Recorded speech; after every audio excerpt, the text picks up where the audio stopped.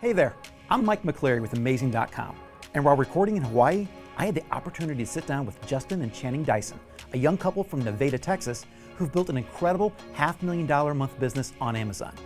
Check out the following interview where they share their journey towards building that business and offer some valuable advice for anyone looking to do the same. So I've kind of already given it away. You guys have been pretty successful already. But what I want to talk about is what life was like before you actually had this business. So what were you both doing before you had the business? Oh my goodness. So life before Amazing Selling Machine, I was working about 50 hours a week, just trying to pay all the bills. We were 24. Yep. We were ASM 4, so 2014. 24, living in a starter home that my grandma actually helped us buy because we couldn't even buy it on our own. And we had a 4-year-old. So really just trying to figure out how to make money, make the ends meet, and get through day to day. And what were you doing, Justin? Yeah, at the time, I went back to college. I was trying to figure out what I wanted to do. So I was working part-time for my dad. I was in college. And that's pretty much when we stumbled across ASM. So what was it about your life back then that made you look for something like this? Or were you looking, or did it come across your plate? I think we knew like the type of lifestyle that we wanted. We just didn't know how to get there. So we just weren't really sure what to do or how to do it. So that day when I came home, he had watched the videos. And he's like beaming ear to ear sitting on our bed like, please come over here, you have to watch these videos. So I came in and watched the videos, and it really just sounded like that would give us the lifestyle that we really wanted. I was looking for something. I didn't know what I was looking for. She already had a career. She was like up and going. She knew what she wanted to do her whole life. And you know, when you're in high school and you're 18 and they're 17, whatever, you know, the not principal but the counselor asks you, what do you want to do? It's like, I have no idea. So I ended up going to like the fire academy and EMT school and doing that thing. That didn't work out. And then, you know, I went to work for her dad, did that for a few years, and that didn't work out.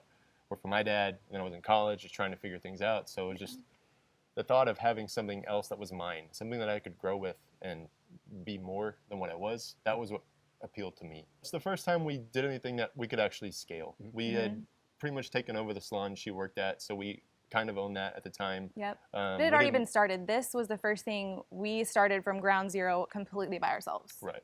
So what was it like looking for this first product that was really successful for you guys?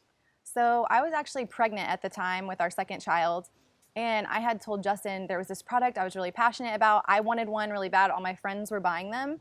And so that was kind of how it started. And I just told Justin, hey, I really love this. What do you think? And he put it through ASM's criteria, and he said, oh my gosh, babe, this is actually a really good one. Basically just looking, you know, doing everything ASM teaches, putting, you know, my product ideas through the, you know, I have my spreadsheet with my list of products, and she's like, well, why don't you do these? These are really popular, and they weren't around when we had our first child.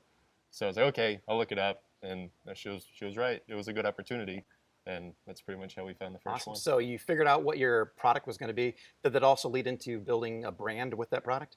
That was definitely one thing we wanted to do. We didn't want to have just a bunch of different products that we sold, even though, yes, you could make a lot of money that way. I wanted to actually have a brand, something that, you know, it made it easier to grow, you could say. Yeah, so essentially we liked the niche, and we decided we definitely wanted to start out with a brand that we were passionate about. I would say I'm passionate about because I'm more our customer.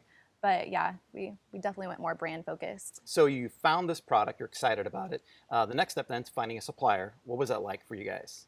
So it was interesting because I found, you know, some stuff on Alibaba, and I found, you know, there's 3 or 4 suppliers I think I found at the time. And I messaged them all, and I think I only got 1 reply or 2 replies.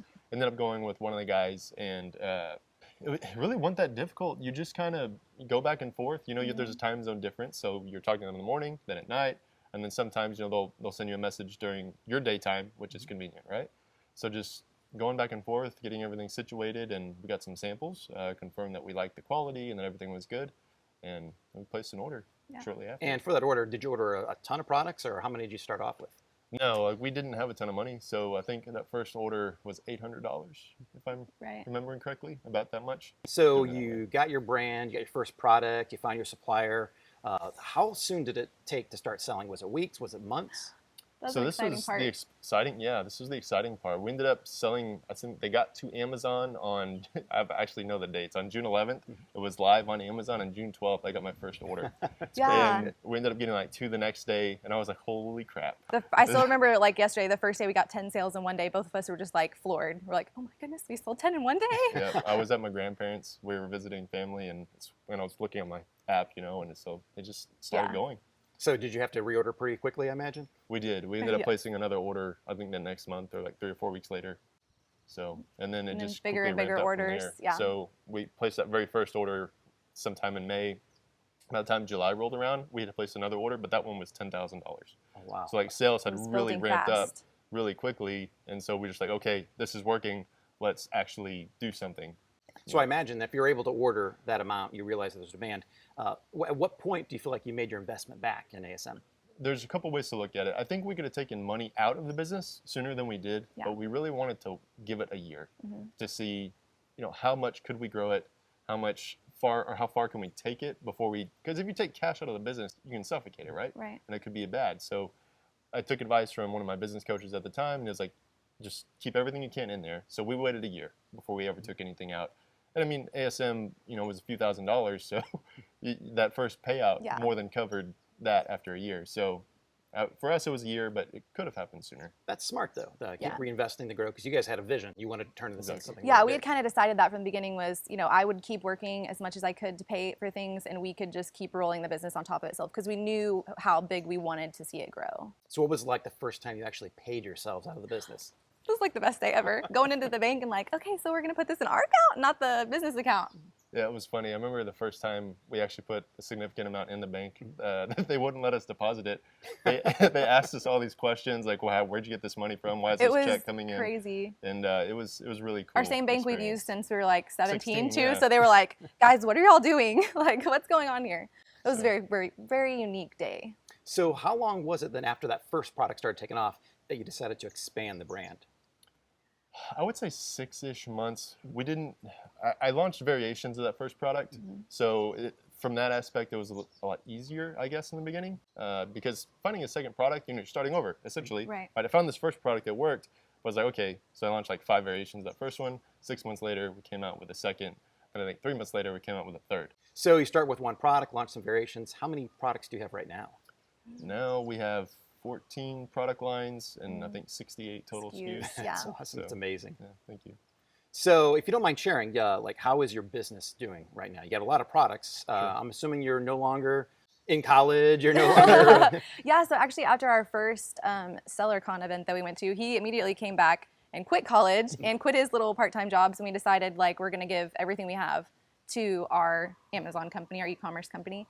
And so, yeah, it's changed drastically. I'm not working the hours that I was. I'm able to spend more time with the kids, which is fabulous. He can come with me to school events. All the parents are like, how are you both here? Like, how old are you? Why are you both here? How is he not at work? One of you work? Do y'all live with your parents? Like all kinds of questions. And we're like, no. So that's pretty cool that we can do things we couldn't do before. Yeah, the business is going really well. We're doing over $500,000 a month now in A revenue. month, Yeah. not a year, a month. A month, yeah. That is crazy. That's awesome. Congratulations on Thank that. you. I love hearing that story. And you mentioned so you're able to go to more kids activities. Like what kind of activities do your kids do right now? So we have 2 kids. One is 9 and one is 3. And so the 9-year-old is in competitive baseball. So lots of traveling, lots of games. Justin was able to coach. It's just been really life-changing. And then also our company sponsors him to play. So that's been such a huge help as well. Oh wow, it's amazing. And so are all the other parents always at these events as well, or are you guys kind of like the anomaly? Yeah, usually there's just one that's able to go. Yeah. So it's pretty fun to be able to do it together. Even when I grew up, like, you have multiple kids, it's hard for just as a parent to work and then go to everyone's stuff. So a lot of times, like me and my siblings, my parents didn't go to everything that I had, and then same thing with my siblings. So it's really cool to do that with my kids. Like even not just baseball, but if we decide to go swimming tomorrow, we just go swimming. We go swimming all day. But knowing that our parents were obviously trying to support us, but when we're able to have something that we can support our family, but also go to everything and go on trips with them and be able to take them to do a lot of fun things, it's just a game changer. I agree. So how do your kids feel about the business? Do they realize how successful you are?